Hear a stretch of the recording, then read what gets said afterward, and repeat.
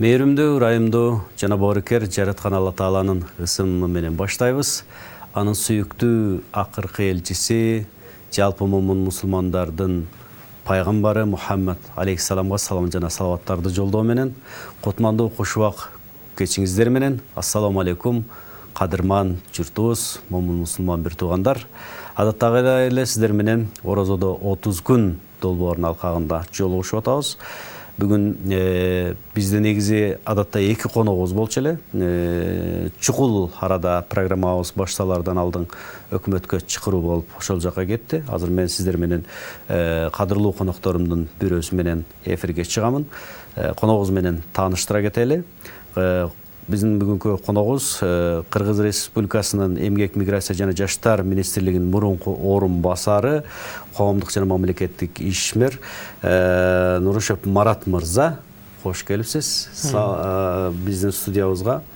Биз кыргыз эли абалтадан бери коногун Кудайдын жөнөткөн кишисиндей сыйлаган, мурунку көчмөн жашоолордо узактан өтүп баратса да кыйкырып, чыкырып, мамыга атын байлап, коюн союп, же болбосо шашылыш болуп баратса кымызын айранын берип узаткан, коногуна абдан катып жүргөн даамдарын, дүйүмдөрүн берип сыйлап, ак батасын алып, колуна суу куюп, айтор адамгерчиликтин эң мыкты үлгүсүн көрсөтүп кеткен улуу кыргыз эли болуп саналабыз.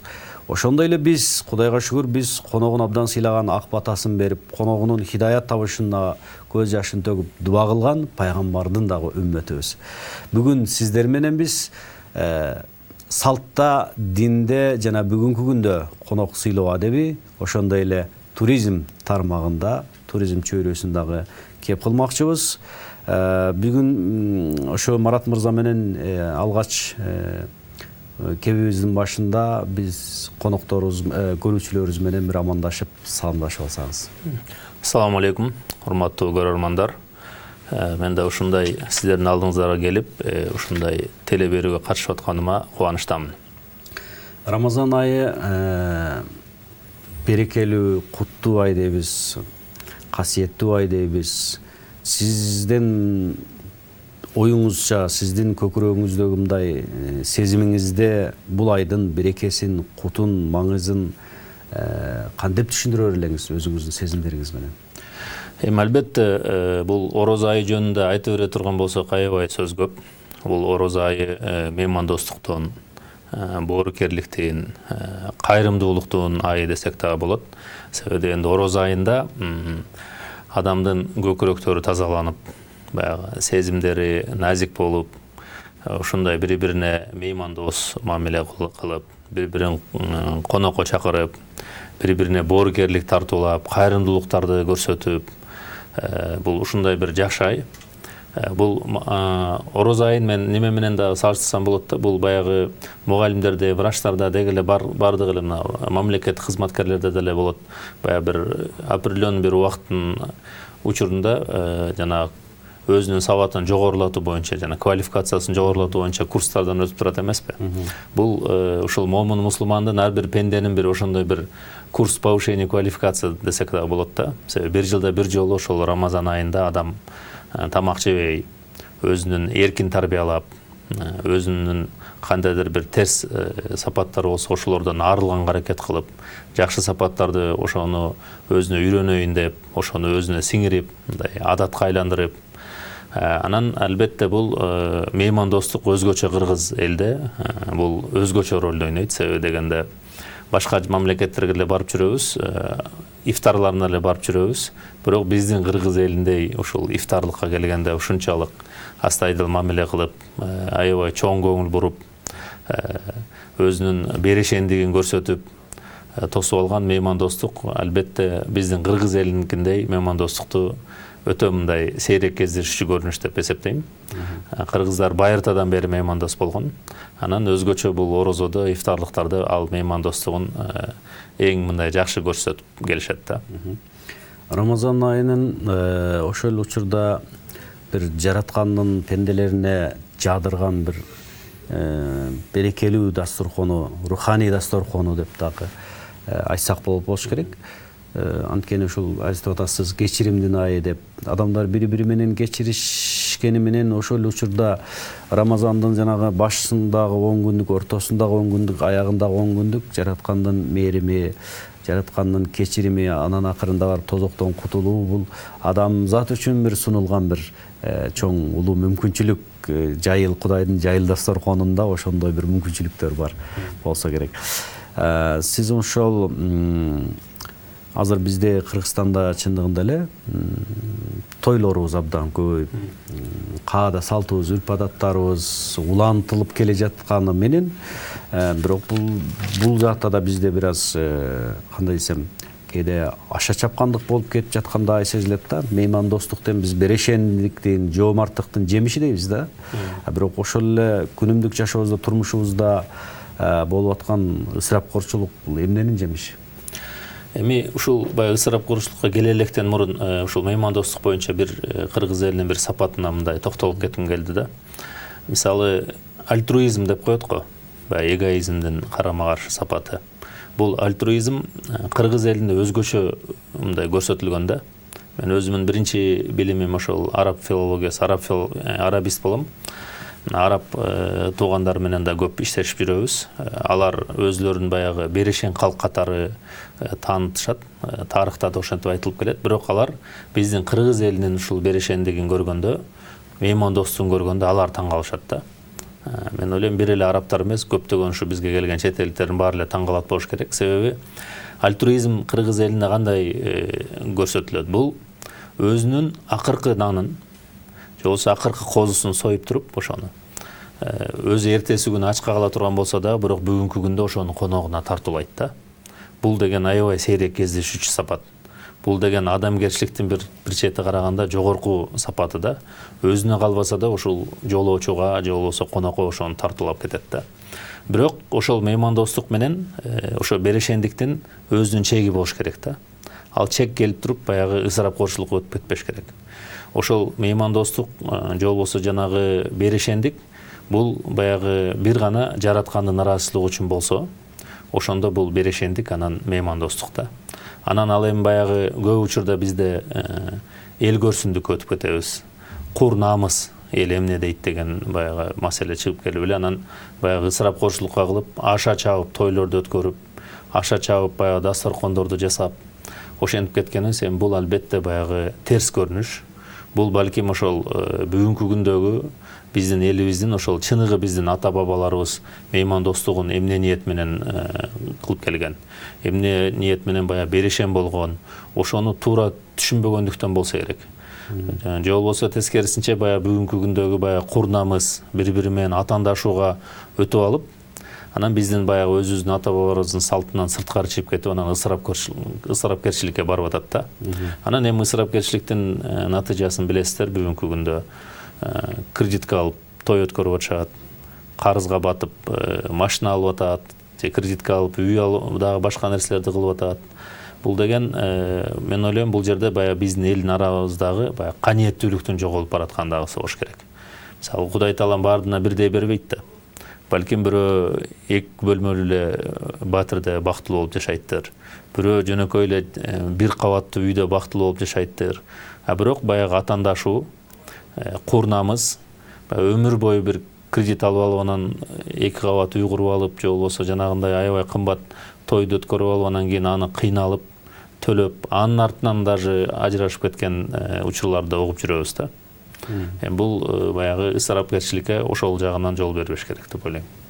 Чындыгында бизде статистикаларда же болбосо өкмөт деле ушул багытта ойлонуп жатат.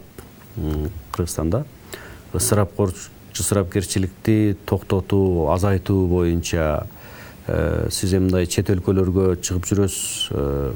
Ысырапкерчилик ушул айрыкча той жаатындагы ысырапкерчилик аларда кандай? Бизден да аша чабып кеткен жактары жокпу?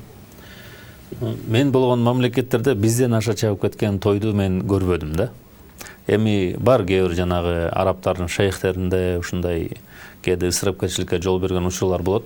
Бирок мен андай тойдо болгон жокмун. Бирок мындай мисал катары айта турган болсом, мисалы түрк туугандарды ала турган болсок, буларда тойго барганда тойлору бир 2,5-3 саатка чейин эле созулат да, анан биринчи тамак, экинчи тамак берип, жакшы кабылоорун айтып, бири-бирине ошентип көбүнчө тарап кетишет да. Анан бизде баягы той жакшы албетте, аябай жакшы кабылоор айтылат, даамдуу тамактар тартылат, бирок ошонун баягы көп эле адам өзүнө өзү кыйноо болуп калат тилекке каршы. Баягы адамдын курсагы тойгондон кийин деле тамактар келе берет. Анан мисалы тойго барам деген күнү сен ошол баардык ишиңди ишташың керек болот. 6-га деп коюп 7-де башталат, анан 12-ге 1-ге чейин болот. Эми ошолорду, эми бунун жакшы жагы бар. Бул деген той, бул карым-катнаш, бул меймандостук деген бул аябай жакшы сапаттар. Себеби тууган болгондон кийин, бир эл болгондон кийин катташыш керек. Бирок ошол катташканда, ошол тойду өткөргөндө кандайдыр бир ысырапкерчиликтен бир качып, более мындай бир оптимальный неме тойлорду өткөрсө да. Эми ошол үчүн, например, көп эле башка мамлекеттерди алсак, мисалы биздин Кыргызстандын экономикасын караганда, мына башка мамлекеттердин экономикасын караганда, бизден бир канча алдыга кетип калган экономикалар деле бизчелик ысырап кылып туруп тойду өткөрбөйт да. Ошон үчүн эгерде биз өзүбүздүн мүмкүнчүлүгүбүздөн карап туруп анан ошол тойлорду өткөрсөк, ошондо туура болмок да. Баягы кошунанын же баланчанын тоюна карап той өткөрбөй, өзүбүздүн мүмкүнчүлүккө карап той өткөрүп, же дагы башка ушундай иш-чараларды өткөргөндө ошондо туура болмок. Меймандостук динибизде да, салтыбызда да абдан зор мааниге ээ, сиз өзүңүз айтып өттүңүз. Ислам дини меймандостук, конок күтүү жана анын фазилеттери жөнүндө бизге эмнелерди насаат кылат? Албетте бул ислам дини, бул туура түшүнүш керек да, бул бир эле бир баягы диний бир ритуалдар эмес да. Адам өлгөндө жаназа окуп, же үйлөнгөндө нике кыйган, же болбосо мечитке барган эле бул ислам дини эмес, ошол менен эле чектелбейт. Ислам дини бул биздин күнүмдүк турмуш. Орусча айтканда образ жизни да.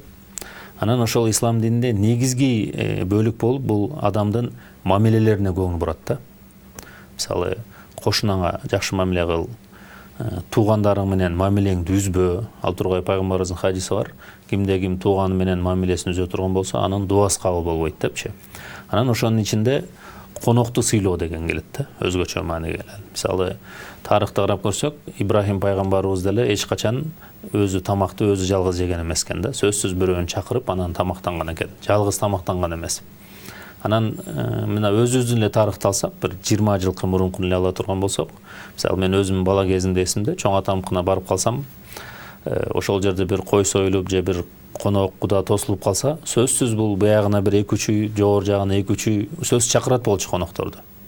Мындай көргөн эмесмин да, уштап жалгыз өзүлөрү эле бир конок тосуп же бир кой союп жегенин. Дайым ошо кошуна колоң немелерин баардыгын чакырып алып туруп, анан кийин ошондой неме болчу да. Хотя ысырапкерчилик болбойт эле. Азыркыдай дасторкондор салынбаса дагы, бирок ошо элдин көкүрөктөрү таза болгон, берешен болгон, анан алар чакырган да. Ошон үчүн бул мейман тосуу, меймандарды тосуу, элдерге жана жакшылык кылуу, бул ислам дининде баягы негизги мындай неме ролду ээ десек да болот да. Баягы бир эле диний ритуал деп түшүнбөш керек мунучу. Биз Кудай конок өзүнүн рызкысы менен келет деп хадисте айтылат экен. Мына ошону биз кандай чечмелейбиз? Бул менин түшүнүгүмдө биз тилекке каршы акыркы учурларда баягы цифранын артынан кубалап алдык да. Мисалы 10 000 сомум кетип калса, мынча чыгаша кетип калды. Анан эгерде мисалы 20 000 сом пайда көрүп калсак, 20 000 сом пайда көрдүк деп. Биз бу жерде баягы негизги маселе береке дегенди унутуп калдык да. Сен 1000 сом, 2000 сом тапсаң деле, Кудай Таала мага берекесин берсе, сен үй бүлөң аман болот, тынч болот. Эч ким кырсыкка кабылбайт.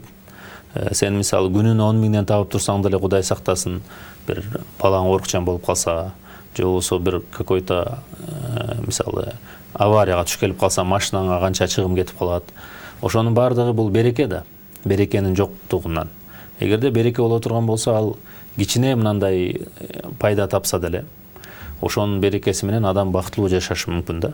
Ошон үчүн неменин адам келгенде, балким баягы математический эсеп менен алганда ал ага чыгым болуп аткандыр, конокоч. А бирок рухий жагынан алганда ал киши менен ошо береке келип атат.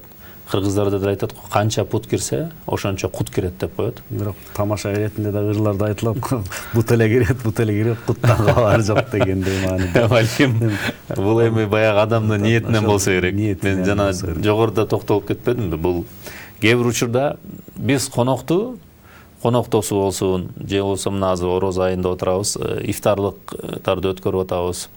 Ошол жерде негизги биздин кылганыбыз бул ниеттен болот да. Ошол эгерде ниетибиз Алланын ыраазычылыгы үчүн болсо, анан сөзсүз турда мен ойлойм бул ошол береке, ошол сооп, ошол кут кирет. Анан эгерде баягы ниетибиз баягы атаандашуу болуп, баланча мындай ифтар өткөрдү, мен ага караганда жакшыраак өткөрөйүн. Анан элдер келгенде бул аябай укмуш ифтар өткөрдү деп айтсын десе, ошол эле максатына жетет. Бирок берки баягы береке, кут кирбей калышы мүмкүн да. Биз ушул конок тосуунун азыр адептерин айтып бердиңиз, абдан сыйлап, урматтап, анын ашы менен болбосо да кашы менен ыраазы кылсын дегендей. Бирок конокко барган адамдын дагы динибизде өзүнүн адеби, тартиптери болсо керек. Туура, эми жанагы бизде айтып коет го, конок койдон жабыш деп коет. Албетте баягы конокко барганда анын өзүнүн адептери бар. Бул деген адам конокко баргандан кийин баягы өзүнүн маданиятты алып жүрүү керек. Ал жерге баргандан кийин баягы ашыкча суроолорду берип, ал үй ишине киришпеш керек. Өзүн таза алып жүрүш керек. Ал жердеги ошол ал үйдүн ээлеринин баягы эркиндигине кандайдыр бир залакасын тийгизбестен ошол жерде болуп келиш керек. Ошондой эмелерин айтып кете алам. Рахмат. Эми биз ошол бүгүнкү күндө чындыгында Рамазан айынын үстүндө турабыз. Рамазанда ар кайсы өлкөбүздүн ар кайсы булуң бурчтарында мурунтан деле болуп келген, бирок акыркы 5-6 жылда ооз ачтыруу иш аракеттери массалык түрдө өнүгүп, жакшы жолго түшүп бараткандай да. Бул бир эсе ошол момун мусулмандардын меймандостугунун өркүндөп, меймандостук сезимдеринин Алланын ыраазылыгы үчүн деген бир чыйырга түшүп, ошол багытта иштер алып барылып жатат. Чет өлкөлөрдө кандай ушул арабтар менен иштеп жүрөсүз? Арабтардын ооз ачтыруу, ифтар берүү маселелери, салттары кандай болот? Эми мисалы араб мамлекеттериндеги ооз ачууну айта турган болсок, чындыгында биздегидей ысырапкерчилик жок да. Мен баягы мындай жалпы ооз ачарларды айтып атам да, балким бир отдельный случайларда бир какой-то шейхтер бир ысырапкерчилик менен ифтарлар өткөргөн болушу мүмкүн. Баягы интернет тармагында деле кээде көрүп калабыз. Бирок мындай жалпы элдерге өткөргөндө ал жерде ысырапкерчилик жок. Мисалы мен өзүмүн баягы биринчи жолу умрага барганда бир ушундай сезим калганда, мен 2002-жылы барганмын биринчи жолу умрага. Анан барып, эми билесиздер, Меккедеги Харам мечити бул аябай чоң мечит, 3 миллиондон ашык адам баткан мечит. Анан ошол жерде ооз ачып калдык да. Ушул азан айтылгандан кийин эле жана дастаркондор салынды. Анан бир 1-2 курма, бир жарым литр замзам суу, анан бир кичинекей эле йогуртка окшогон тамак, анан бир кичинекей булочка. Ошону бир ашып барса 3-4 мүнөттө жейсиң, 5 мүнөттө. Анан эле коомат айтылат дагы, намазга турганда жыйнап кетет. Ошол деле жетет экен да ооз ачкангачы. Анан ошол жагынан алганда действительно аларда баягы ысырапкерчилик жок. Адам баягы өзгөчө орозо кармаганда, бул орозонун негизги максаттарынын бири бул деген биз баягы ачкачылыкты сезүү да. Ошол орозодо адам кайрымдуулук сезими ойгонот деп атпайбызбы? Себеби дегенде байлар же болбосо колунда бар или ачкачылыкты билбеген адамдар деле ошол учурда ачкачылыкты сезет. Анан ошол баягы башка өзүнүн бир тууган ачка жүргөн кандай сезимде экенин өзү көрөт ошону. Анан орозо бүткөндө баягы битир садакасын берет чын жүрөгү менен. Ошондой болот атпайбы? Анан бизде баягы кээ бир учурда бир күн кечке жебеген тамагын түндөсү ооз ачарда ашыгы менен жеп алышы мүмкүн да. Анда баягы албетте орозо кармаган болуп эсептелгени менен баягы орозонун негизги бир максаттарына кичине мындай жетиш кыйыныраак болуп калып атат да. Кадырман көрүүчүлөр, биздин бүгүнкү темабыздын ичинде туризм темасы дагы бар. Туризм темасы меймандостуктун менен коштолгон, бирок мамлекеттик масштабта алып караганда бул абдан кирешелүү тармак. Сенин ошол меймандостугуңду бир эсе бүгүнкү глобалдык дүйнөлүк шартта сен мейманыңды кадимкидей өзүнүн акчасына тосуп коноктойсуң. Айрым өлкөлөрдө туризм тармагы ушул ички продукциянын 90%-ын түзсө, Кыргызстанда 5,5%-ын гана түзөт экен.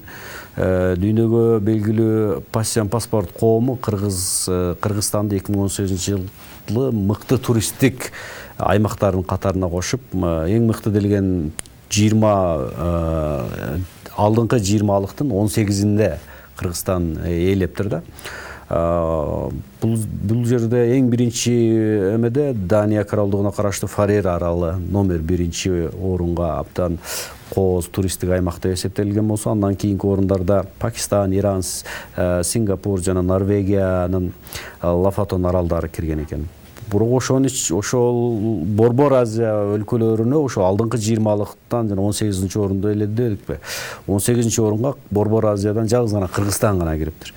Ошондой эле Кыргызстанды Forbes журналы 2018-жылы эс алууга ылайыктуу, абдан эс алууга шарттары жакшы, анан мындай каржылык мүмкүнчүлүктөн алганда абдан арзан эс алууга ылайыктуу өлкө деп таныптыр да. АКШнын мамлекеттик департаменти үчүн Кыргызстан эң коопсуз өлкөлөрдүн катарына кошулупту. Бул деле биздин элибиздин коопсуз, арзан деп жаткандыгы, бул көрсөткүчтөр ушу элибиздин меймандостугунун, коногуна жакшы мамиле кылгандыгынын жалпы көрсөткүчү. Эми анча-мынча тескери жактар, биз анча-мынча туристтерге болгон жаман мамилелерди айтып жүрүп, бирок жалпы жонунан алганда бул жакшы көрсөткүч. Мына ошол туризм ишкерлигине да сиз аралашып жүрөсүз. Биздин экономикасы бир алсызыраак болуп жаткан, жаңы гана өнүгүүнүн жолдорун издеп жаткан өлкө үчүн туризм тармагы канчалык деңгээлде приоритеттүү деп эсептейсиз? Бул өзү негизи бул баягы мамлекеттин өнүгүү стратегиясында бул туризм тармагы ошол приоритеттүү багыттардын бири болуп белгиленген. Буга чейин деле мамлекет тарабынан көптөгөн иштер жүрүп келатат. Мисалы, жана Маданият министрлигинин астында атайын туризм департаменти бар. Анан биздеги баягы ошол эле жанагы көчмөндөр, дүйнөлүк көчмөндөр оюнун алсак, жана Ысык көлдө көптөгөн иш-чаралар болот. Ошонун дагы бир негизги максаттарынын бири бул ушул туризм жаатын өнүктүрүү болуп эсептелет да. Ал эми биздин Кыргызстанда ала турган болсок, бул биринчиден менин оюмча бул Кудай Тааламдын бергени да. Ушундай кооз жерге бизге насип кылган экен. Ошону биз мекен тутуп, тилекке каршы кээ бир учурда анын баягы колдо бар, алтындын баркы жок деп баркына жетпей келгенде учурларыбыз кездешет. Ошондой кооз бизде тоолор бар, таза көлдөрүбүз бар, дарыяларыбыз бар. Ошол жагынан алганда биз чындыгында баягы дүйнөдө экотуризм үчүн бул эң бир ыңгайлуу, эң бир кооз жерлердин бири болуп эсептелет. Бүгүнкү күндө бизге туристтер, мына биз негизи ошол жана араб мамлекеттеринен келген туристтер менен иштейин деп ниет кылып атабыз. Мына быйылкы ороз айынан кийин сезон башталат буюрса, жыл сайын буга чейин деле келип, жылдан жылга ошол туристтердин саны көбөйүп баратат. Бул жерде негизги бизде баягы жетишпегендик, бул, наверное, буга чейин баягы Кыргызстанды билбей келишкен да. Акыркы жылдарда Кыргызстанды таанып, билип, ошондон кийин анан көбүрөөк туристтер көбөйүп атат. Анан негизги баягы бул туризмди өнүктүрүш үчүн ошол жарыядан сырткары биз баягы инфраструктураны да ошого ылайыкташса, ошол инфраструктура бул үчүн не керек? Эң биринчи баягы жогору класстагы самолеттун каттамдары, авиа каттамдар болсо. Ошолор ар мамлекеттерден Кыргызстанга келсе. Экинчиси, анан албетте баягы жолдордун жакшы болгондугу, ошого жанагы гостиницалардын, анан эс алуу жайлардын. Анан экотуризмде негизгиси баягы адамдын немеси көп аралашпаган жерлер болуш керек да. Мисалы, боз үйлөр, жаратылыш болгону эгерге мындай жол эле болсо, анан ал жерге баягы кошумча бир имараттарды салып, же болбосо ал жерге асфальттарды куруп, бир тротуарларды куруштун кереги жок да экотуризмде. Былтыр биз ушул чет өлкөдөн келген бир автобус 50дөй илимпоз, профессор, академиктер бар, Орто Азиядан бар, Түркиядан келген, Азербайжандан келген, мен ошолорду алып барып Ысык көлдө, Ысык көл мамлекеттик университетинде бир илимий симпозиум өткөрдүк. Анан биз ошол Чолпон Ата шаарынын жанында жана Саймал таш ташка чегерилген эмелер биздин кечен кылымдардан берки тарыхыбыздын бир сүрүтүндөрү жатат эмеспи ошол жерде. Ошол жерге алып барганыбызда ал жерде зыярат кылып көрүп кайра айрым эми ошол жерге аялдама кылып токтогонубузда айрым конокторубуз даараткана издеп дааратканага барышты дагы. Эң мени ошол жерде мен эми жалпы ошол кишилерди алып жүргөн өкүл катары жүрбөймүнбү? Атайын дайындалган. Мени уялткан, башымды жерге ийген нерсе ошол биздеги ошол дааратканабыздын эмеси. Тамаша иретинде, какшык иретинде ошол жерде бир коногубуз. Бул жер таш доорун чагылдырган бир мындайча айтканда силердин тарыхый бир музейиңер экен, бирок дааратканаңарда таш доорундагы абалда калыптыр дегендей мааниде эме кылган. Бул чындыгында биз маданият ошол дааратканадан башталат го деп эсептейм да.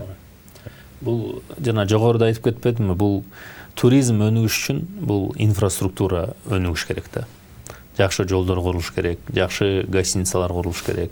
Анан сиз айткандай баягы эң көйгөйлүү маселе бүгүнкү күндө дааратканаларыбыздын жоктугу, же бар болсо да алардын акыбалы аябай мындай абалы начар абалда экендиги да. Анан мисалы ошол туристтер эле келгенде Кыргызстанга, мисалы бир келген турист кайрадан кызыгып кетиш керек да Кыргызстангачы. Анан ошол турист дагы бул мындай бекер бизге реклама кылып бере турган адам да. Бир келип кеткен турист барып алып туруп анан өзүнүн жердештерине, досторуна, туугандарына айтыш керек. Кыргызстан деген мамлекет бар экен, аябай кооз экен. Анан инфраструктурасы жакшы экен деп айтыш керек да. Кооз экен, жакшы экен, бирок шарты жок экен дей турган болсо, албетте аны уккан адамдар Кыргызстанга келгиси келбей калышы мүмкүн да. Ошон үчүн ошол өзгөчөлүктү бул биздин Кыргызстан баягы туризм направлениясын именно приоритеттүү багыт катары кабыл алгандан кийин ошол жака көбүрөөк мындай көңүл бурса, ошондо жакшы өнүкмөк да. Бүгүнкү күндө мисалы араб мамлекеттери менен иштеген эле тур фирмаларды ала турган болсок, 20дан ашык тур фирмалар бар. Ошолордун баардыгын баягы өзлөрү араб тилин окуп, үйрөнүп, сабак бергендери бар арасында араб тилинен. Ошолор өзлөрү түзүп иштеп келатат.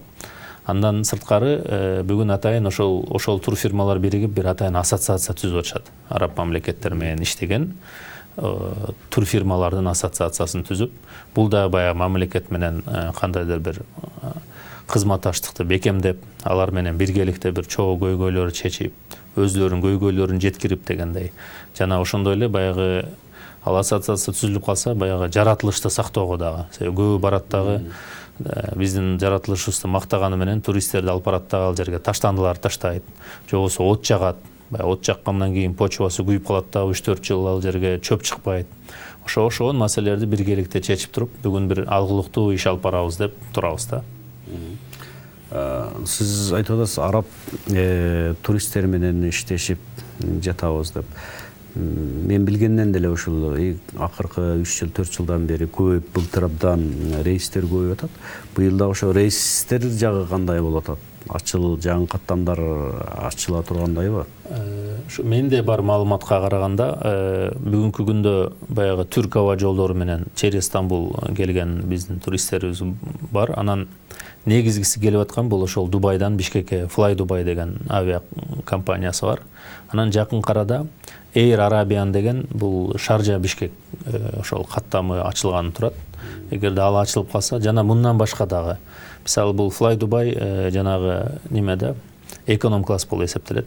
Эгерде дагы башка баягы дүйнөлүк там Emirates деген бар, дагы башка бир ушундай жанагы арасында бизнес классы бар ушундай самолеттор каттаса, ошого ылайык клиенттер, ошол туристтер келмек да.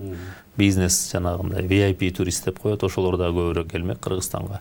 Эми бунун баардыгы буйруса акырындык менен болот болуш керек. Мен дагы ушул туризм боюнча изилдөөлөрдөн карап олтурсам, дүйнөлүк чоң басылмалардын бирине ушу жалпы туристтердин ой пикирлерин жыйнактап келип, Кыргызстан дейт көп билинбеген, бирок адамдын аң сезимине абдан таасир калтыра турган өлкө экен деп айтышыптыр да. Мына ошолар ушул ойду эмнеден улам айтышты? Эми бул жерде биздин баягы кооз жаратылышты Кудай Таалам берип коюптур деп айтпадымбы? Андан сырткары менин оюмча бул биздин элибиздин меймандостугу, элибиздин айкөлдүгү. Анан жогоруда айтып кетпедикпи, баягы акыркы тапканын берип койгондугу депчи. Бир жерден көрүп калса бизде ошол туристтин тилинде сүйлөгөнгө аракет кылабыз. Ошого бар тапканыбызды бергенге аракет кылабыз. Ошол элдин меймандостугу дагы ушул нерсеге баягы элдердин Кыргызстанды таанып, ошону ушундай ойго келгенине себеп болсо керек да.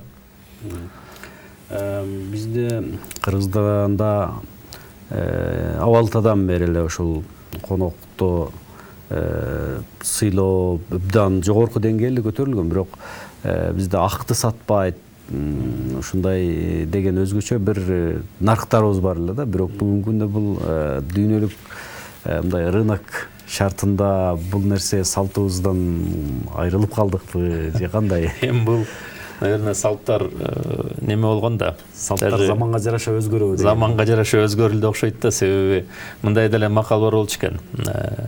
Илгери Орусда майрам көп, Кыргызда айран көп деп койчу экен да. Себеби ошол актын көптүгүнөн болгон да. Сүт ушунчалык көп болгон. Анан сүт ашып калганда эмне кылчу эле, баягы айран кылып, андан сүзмө кылып, анан курут кылып, баягы ысырапкерчиликке жол бербей, ошол көптүгүнөн да жасаган да ошол нерсени. Анан туура айтасыз, бул даже көп алыска барбай эле бир 15-20 жылдан мурункуну алсак, акты сатпайт болчу. Мен эсимде ошол бала кезинде жайлоого барып чоң атамдар ошол бээ байлап калганда, ошол нары бери өткөн элдердин баардыгы келип эле бекерли кымыз ичип эле, өтүп баратса чакырып эле кымыздан берип, тамак жасап, ошо менен кечке отурганга даяр болчу да. Ошонун баары бекер болчу да. Башка жакка барсаң деле ошол болчу. Анан бүгүнкү күндө сиз айткандай баягы рыноктун шартында ал бүгүнкү күндө кымыз да сатылып атат, бээнин сүтү да сатылып атат. Эми бул ошол шартка жараша да. Себеби дегенде ошол нерсени акташ керек. Бирок ошол эле учурда биздин баягы башка меймандостугубуз, мен ойлойм, берешендигибиз ошо менен жок болуп кеткен жок. Ал кала бермекчи, кала бере турган нерсе да.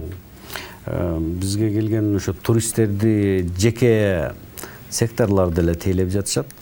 Ошо тейлөө жагынан биз эмнелерден аксайбыз? Анткени көбүнчөсү мен билгенден жеке адамдар деле тил билсе билбесе деле алып чыгып кетип атышат. Алар ошо коноктор ошолорго ишенип өзүнүн мындай өмүрүн, ошол Кыргызстанда жүргөн учурдагы коопсуздугун баардыгын ишенип тапшырып жатышат. Анан кайсыл аймактарга дагы көбүрөөк барып басым жасап атышат? Эми бул действительно баягы биз неме болгондуктан, бул туризм тармагы бизде эми өнүгүп келаткандыктан, сөзсүз баягы мүчүлүштүктөр, мындай немелер бар да, кемчиликтер бар ал жакта. Бул ошол жанагы гидтердин, же болбосо ошол туризм менен алек болуп аткан кишилердин, наверное, сабаттуулугун көтөрүш керек. Ошол дүйнөлүк деңгээлге жеткенге аракет кылыш керек. Бул баягы айтып атпадымбы, инфраструктураны өнүктүрүш керек деп. Ошол эле баягы кызматты, сервисти ошондой деңгээлге жеткиришибиз керек да. Эми бүгүнкү күндө албетте жок дебейм, чоң фирмалар бар, тур фирмалар бар, алар көп жылдан бери, 15 жыл, 20 жылдан бери иштеп келаткан, 10 жылдан бери иштеп келаткан, алардын баягы сервиси бир жана эл аралык деңгээлге жакындап, ошол эл аралык деңгээлдеги эле болуп калгандар бар, жок эмес. Бирок биз дагы мындан ары карай өнүгүшүбүз керек. Анан кыргыз эли баягы айкөл, меймандоос дегенибиз менен баягы коопсуздуктун жактан деле кээ бир кемчиликтерибиз бар. Бизде баягы жалпы элге бир ошол туристтерди кабыл алуу маданиятын мындай сиңириш керек да.